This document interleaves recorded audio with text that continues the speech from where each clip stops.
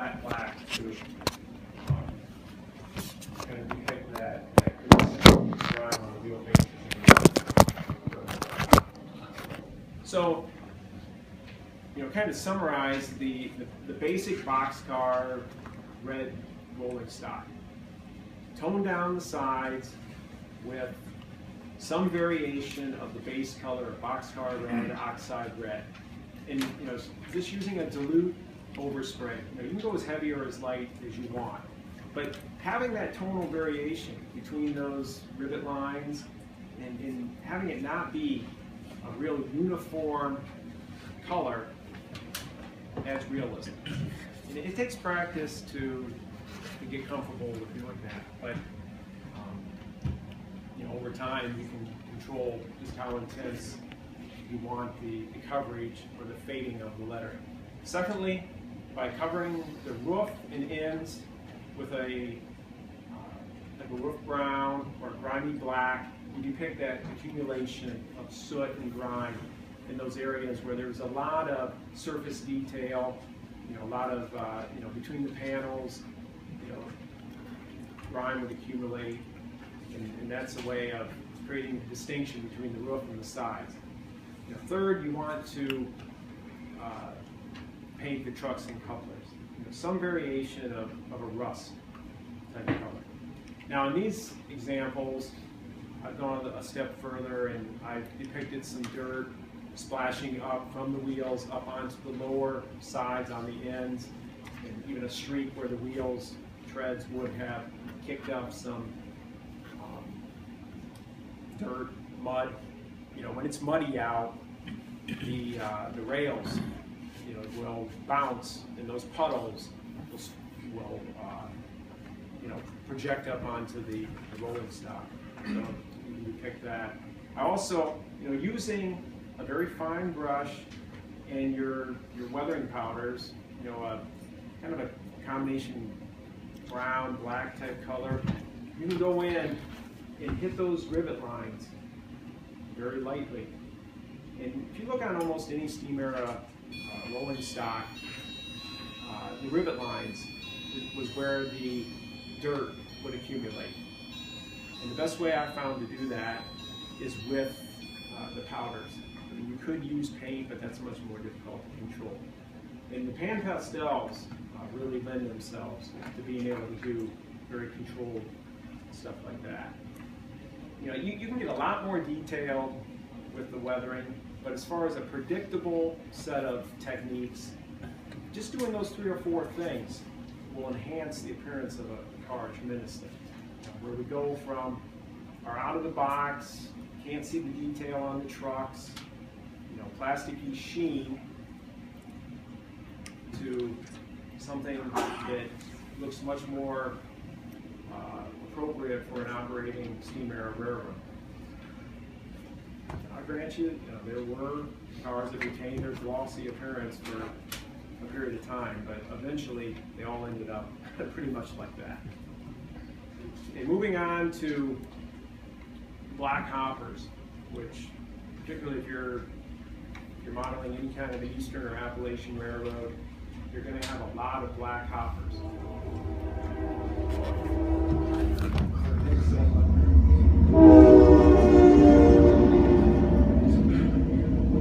So with hoppers, you're starting off once again with a shiny black plasticky type model.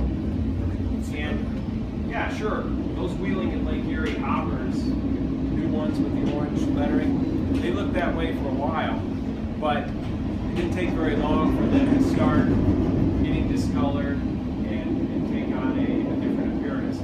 So the main challenge there is reducing that plastic sheen of the black and simulating the rusting of the interior, because inevitably those interiors, the paint will fail over time, just from the loading and unloading of coal, and they would rust, and that's where the exposed metal would be. So a realistic hopper is going to have a distinction between the inside and the outside. Even if you're putting coal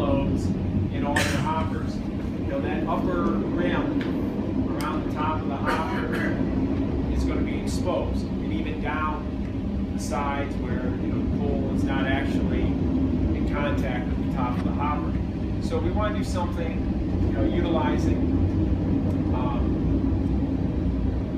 I would normally go with a flat black, and I want to tone down the whole car. But using a very dilute mix, I use a lot of just 70% alcohol in conjunction with my acrylic paints. I use that as my solvent.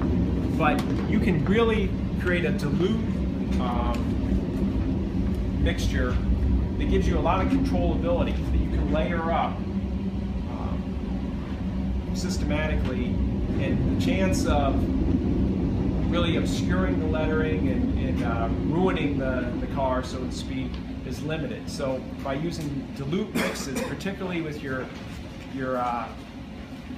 grimy black or flat black, to kind of fade down the car and create some tonal variation between the ribs and the panels, that's a very easy and controllable way to do it.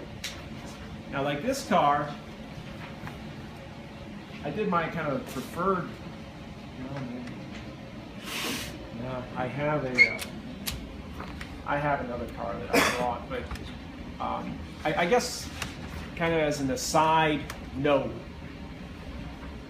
the best way to approach weathering, if you're not comfortable with it, you haven't done it routinely, you're new to it, you're not confident, just buy some of these cheap $2, $3 cars at a trade show and practice. I bought a $2 car at a show to try to depict what could be done. And there again, I painted the whole car with this flat brown. And I knew I was going to letter it afterwards. So you can do that, because I'm not going to obscure any of the factory lettering. But create that base of a rusty flat brown, and then you can build up the actual black color. And then you have your interior of the car already the rust color that you ultimately want to see. But by using flat black, some grimy black, you can tone down those sides and create some variation between the rib color and the actual panel color. Then either mask off the outsides, or very carefully go in and paint the entire interior of the car your rust color. The newer rust will be more of a bright orangish type color, whereas your older rust is going to be more of a dark chocolate brown. And there again, painting the couplers in the trucks is key. You don't want the side of the car weathered while running on plastic shiny trucks. And the principle of doing those wheel faces and journal covers in a flat black to depict that grease and oil accumulation would be appropriate. On many of these cars, I also did the dust going up the sides on the ends. If you like these Wheeling and Lake Erie cars, these are obviously modern era cars that I relettered and did stenciling and put the safety tape on them. But the same basic approach as you would use for the steam era cars you can do with these. Now the difference with modern era rolling stock versus steam era rolling stock is the wheel faces generally remain rusty on a modern era rolling stock. You don't get that accumulation of black grease and oil on the wheel faces with modern era, because the journals, the roller bearing trucks don't leak the same way that a journal cover truck would. Lastly, and these are techniques you can do with any scale. Here's an N scale hopper. you know, and this is an 0130 boxcar. So, you know, obviously with the smaller scale, you got to be much more careful and delicate, and you know, more control with the airbrush and whatever medium you're using, but the basic principles are the same. Now, the final topic I want to cover a little bit is actual steam engines. Now, the majority of you probably have a certain amount of trepidation about trying to weather a steam engine. You know, you buy a $400 engine, sound equipped and so forth, there's going to be some hesitation. And I grant you, I have some engines that aren't weathered, you know, simply because you got to be very confident in what techniques you're using and how you want to approach it. And I have developed an approach that I think is reliable for steam engines, but you know, there's still a little bit of resistance to paint up your Bachmann EM1 yeah. with but the real key with a steam engine is, you know, yeah, they came out of the erecting shop, glossy, and when they were well maintained, they still had a lot of that glossy appearance. But over time, you know, that maintenance would get deferred, and a hard-working steam locomotive eventually became, you know, very soot covered and lime scale, and rust on different surfaces would develop, and it's not going to maintain that glossy black appearance for very long. So the challenge is to try to tone down that glossy black tone and expose those details, those intricate details of the running gear and all that nice molded on detail. And by utilizing a color that is more on the lighter gray type side, you know, and grimy black is a good starting point, that detail pops out more. So I start by basically painting the whole engine with a combination of engine black, grimy black with a little bit of my flat brown, just a very small amount of the flat brown incorporated, and that gives me a whole different tone on the engine. You know, we go from that shiny plasticky appearance to a coloration that is, you know, flat black. Very few things in nature, even in industry, are like obsidian black. You know, you want more of a gray type black appearance, I guess. So, you know, the simplest thing you can do is just overspray the whole engine with a dilute mix of grimy black.